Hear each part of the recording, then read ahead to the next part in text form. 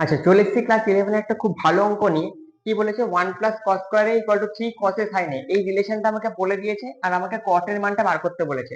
আমরা প্রথমে এই রিলেশনটা যেটা আছে সেটাকে লিখি, 3 cos a sin a। এবার আমরা কি করব, sin² a দিয়ে সবাইকে ভাগ করে দেব।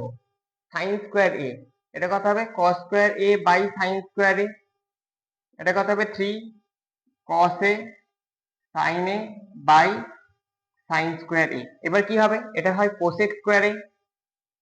আচ্ছা, এটা কত হবে, এটা হবে তোমার cot²a।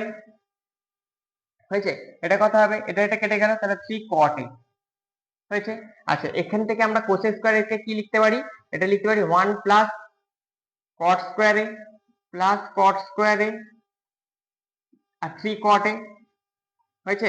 আচ্ছা, এটা মানে কত হবে, 1 + 2 cot²a আর cot² যোগ করলে হবে 2 cot²a আর হবে 3 cot a।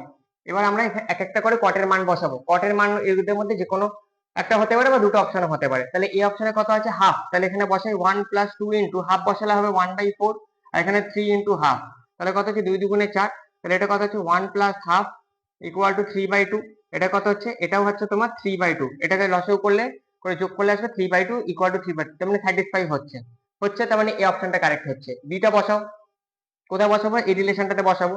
বিটা যদি বসাই তাহলে কত হবে, 1 + 2, কারণ 1² 1 হয়, = 3 × 1। তাহলে কত হচ্ছে, এটাও 3 হচ্ছে, এটাও 3 হচ্ছে, তাহলে স্যাটিসফাই করছে। তার মানে এই অপশনটা হচ্ছে। -1টা বসাও, তাহলে কত হচ্ছে, সি অপশনটা বসালে 1 + 2 × 2 × -1 এর স্কয়ার মানে 1 হবে, আর এটা 3 × -1, তাহলে এটা কত হচ্ছে 3 আর এটা কত হচ্ছে -3, তাহলে স্যাটিসফাই করছে না, তাহলে এই অপশনটা হবে না। তাহলে এ আর বি, ডি অপশনটা কারেক্ট হচ্ছে। এরকম আরো অনেক ভিডিও পেতে গেলে চ্যানেলটাকে সাবস্ক্রাইব করো। Thank you.